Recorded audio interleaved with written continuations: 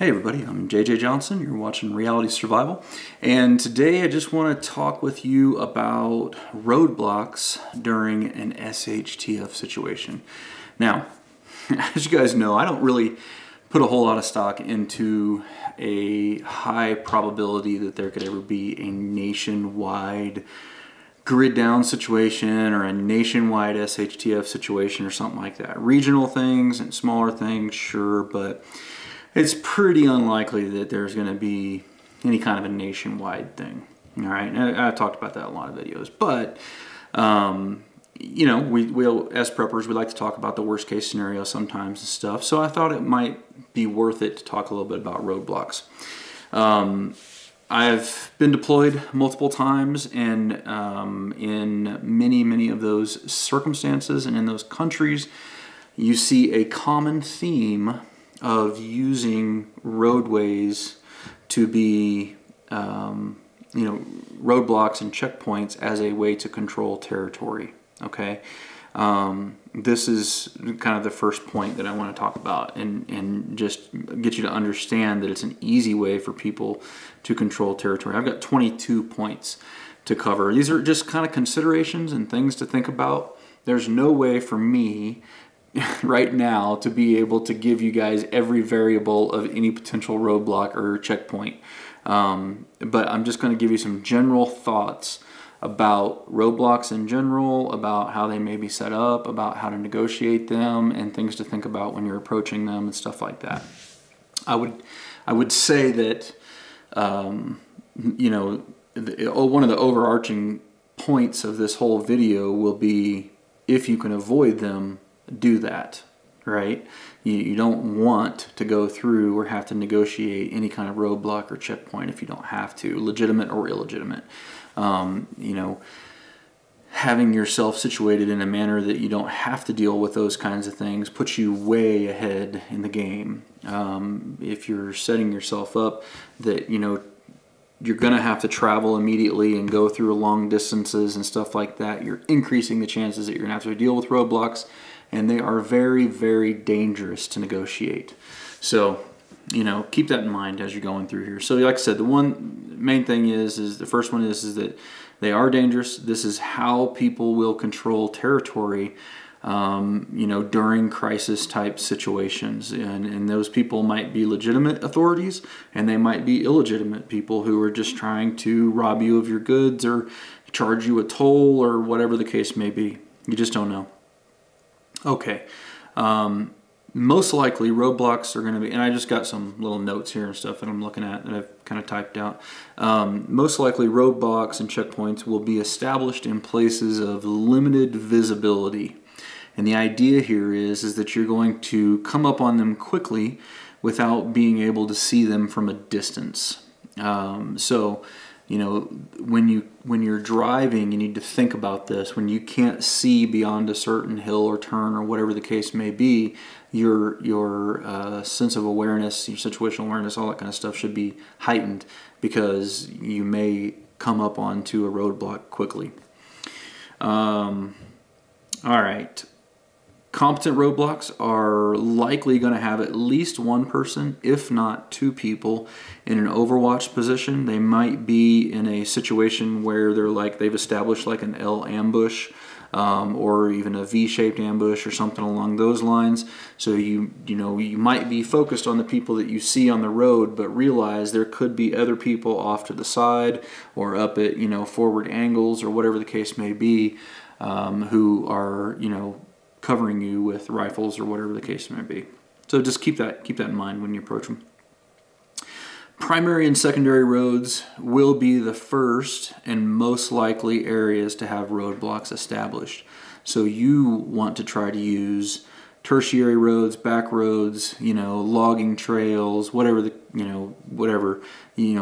basically smaller, less traveled roadways are ones that you're going to want to probably try to use to get from point A to point B if you can.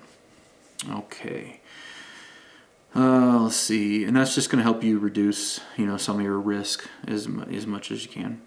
Number 5 here is areas of heavy tree cover, rocks, and terrain. These are all going to make good areas for roadblocks to be established, especially after big hills or, you know, sharp bends in the road. These are going to be good places.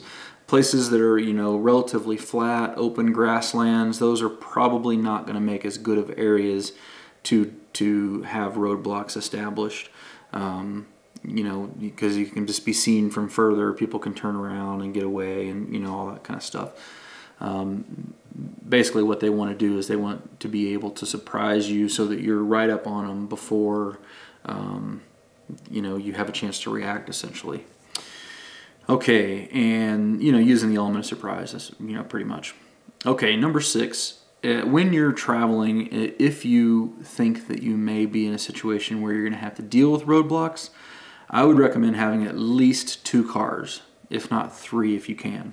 I know that may be difficult depending on the fuel availability and all that kind of stuff, but from a tactical standpoint, at least 2 cars is going to help you out a lot. If you were just 1 car having to negotiate a checkpoint, you're really putting yourself at a high degree of risk. You're pretty much at their mercy in that case. If you're walking, make sure that you walk in at least 2 groups spread out by, you know, maybe a couple hundred yards or more. You don't want that group to come up on the checkpoint or be able to be ambushed all at once, whatever.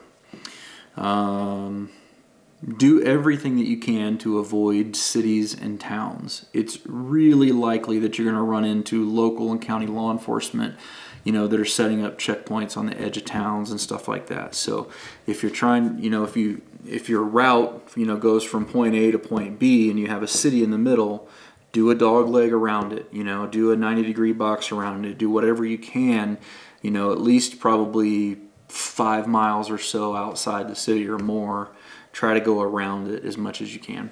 And it's going to slow you down, it's going to take more fuel, but you're going to be less likely to encounter some sort of roadblock.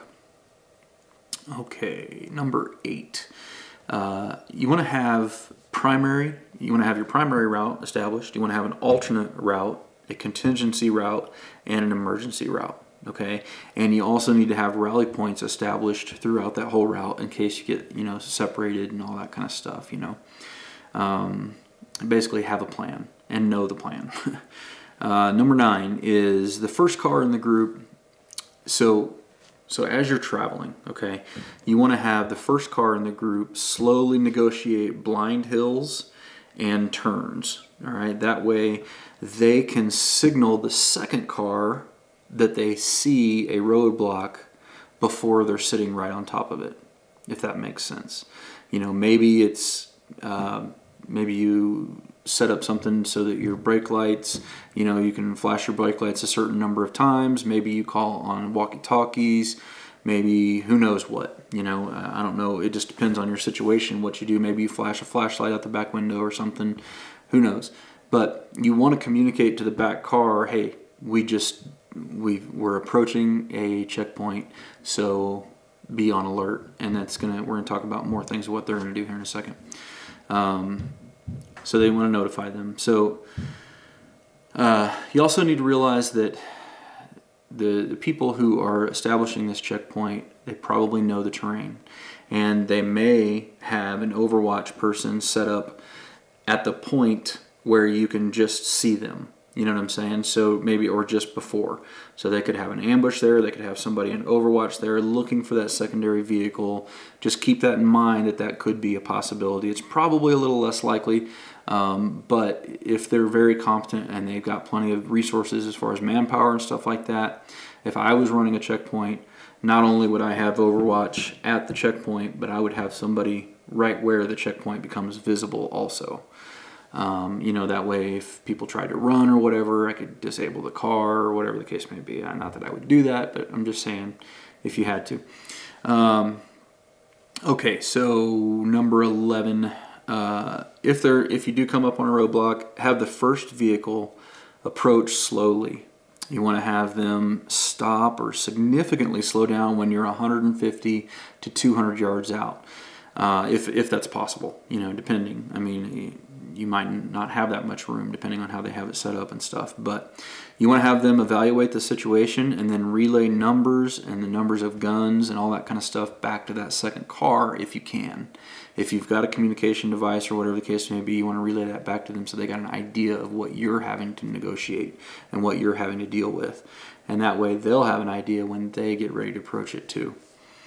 The second car, this is number 12, the second car, you would want to have them exit the vehicle, get out and take up position to cover where they can lay down cover for the first car if needed, if that's possible. Now that's going to be a terrain specific kind of thing, but ideally you would want them to be able to take up a position so that they you would be able to see what's happening to you, provide you cover in case you needed to ram it through or back out or whatever. We'll talk a little bit more about that here in a second as well.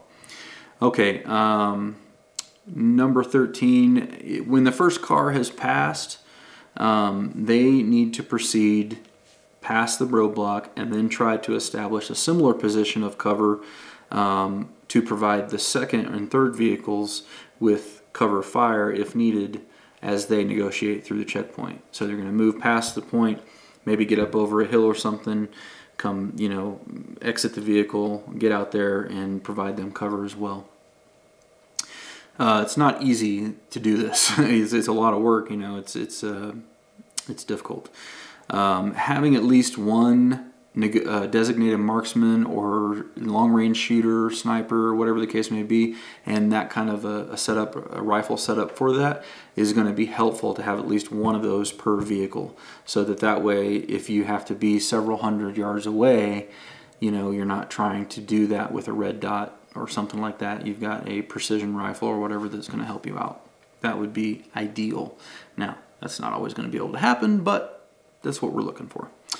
Okay, number 14 is you need to be ready to deal with demands for food, money, ammunition, other items of value. I would recommend having some items ready to hand over that you don't mind losing, but you don't want to hand those over too quickly. Make them feel like they're having to work for it, because if they don't and you're just passing it out, then they're going to think that you've got more that they can get. So, you're going to have to judge that situation individually, but that's kind of what I would do. Number 15 is you want to make sure you have a plausible cover story. Oh, excuse me. Past my bedtime. Have a plausible story worked out in advance, and make sure that everybody knows them and sticks to the story. It needs to be something realistic and believable.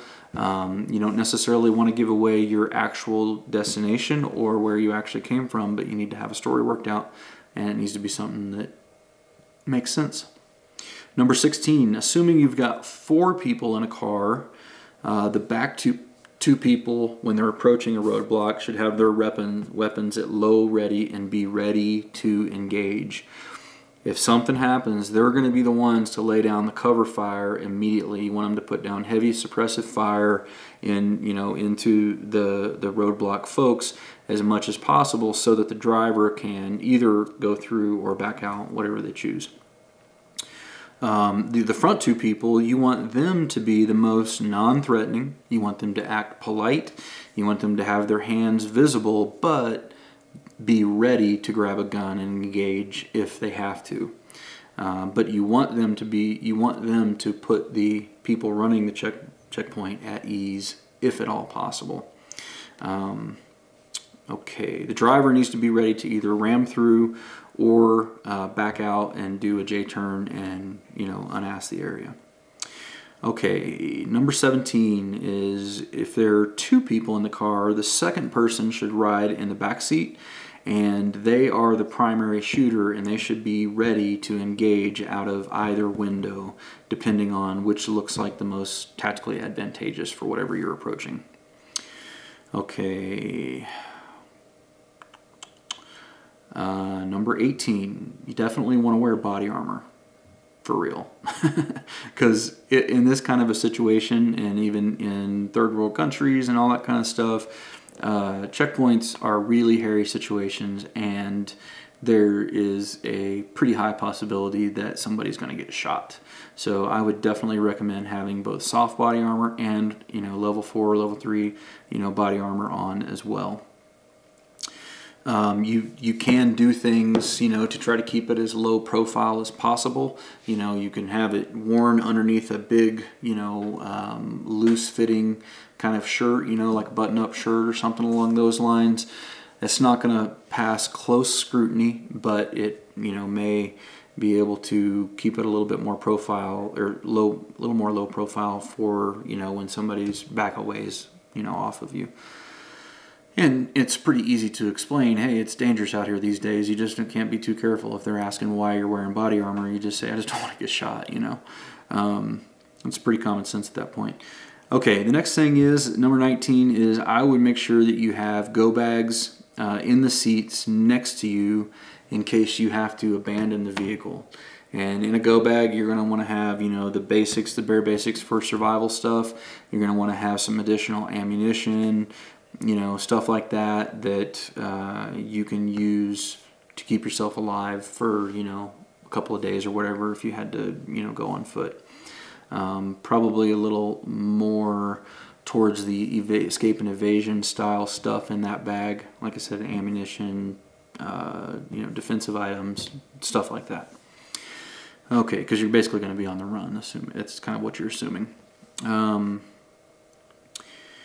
Okay, so number 20 is ramming. I've mentioned ramming a couple of times. Ramming can be easily accomplished with a mid-size sedan or larger. Done this multiple times in training. It may sustain some front-end damage, but it's typically not going to be enough to immediately disable the car.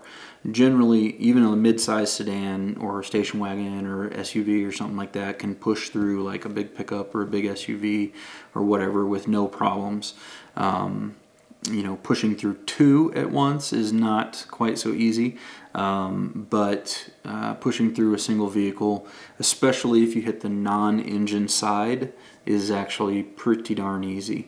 The key there is you just want to keep the gas down and power through it. Don't hit the brakes at all, and expect that it is possible that the airbag may go off when you're going through there.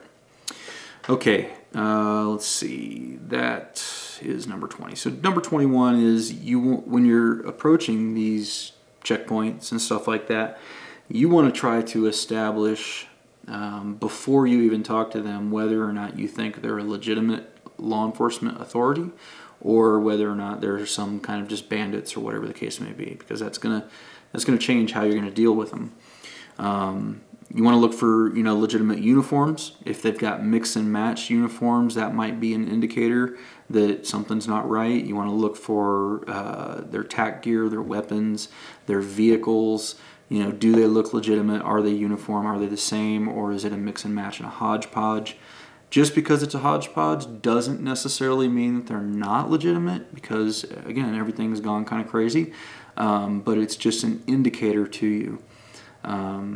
So, you know, try to be establishing that one way or another if you can.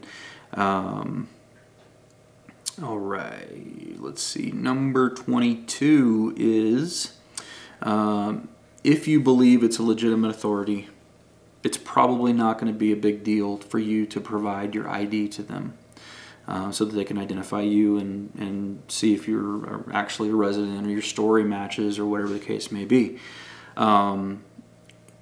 However, if you think they're illegitimate and they're bandits or they're just, you know, highway robbers or whatever the case may be, you may not want to provide your ID to them.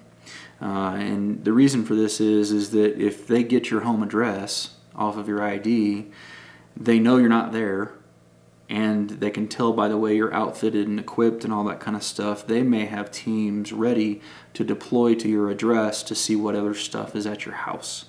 So I probably would not want to give my ID to somebody who I don't think is a legitimate authority, just because, who knows, you know, I don't know if I've still got family back at the house or if I still have other resources there. I mean, it all just really depends on what your reason for traveling is and, you know, all that kind of stuff. So anyhow, guys, this is just some considerations, some tips, some things to think about for negotiating roadblocks during a crisis type situation, or, you know, something along those lines. don't pretend to have all the answers. It's really just food for thought, and hopefully you guys can add to the conversation in the comments below. What other things should people think about when they're trying to negotiate a roadblock or a checkpoint or something along those lines? I would love to see what you guys come up with, you know, down in the comments there. Anyway, guys, as always, I definitely appreciate it when you click the thumbs up button, when you share it with your friends on Facebook, Twitter, and Google+. And thank you very much for those of you guys who use the Amazon link. And I've added a bunch of different stuff to the Amazon store now. There's several hundred items in there. You know, I think all good stuff that, you know, could be used for prepping. I'm in the process of setting up lists. So like one of the lists I have is like long range shooting gear. Another one is like first things for preppers to buy. Is basically where I did that whole series of videos talking about the first things you should buy as a prepper, and I've taken those items and put in there to kind of give you a good guide or good ideas for some things that you can get if you're, you know, new to the prepping world. And then I've got another one that's just kind of a general page so far. So I'll be establishing more lists and stuff like that as we go. But yeah, I definitely appreciate it. Thanks for watching, and stay safe, and I'll see you in another video here shortly.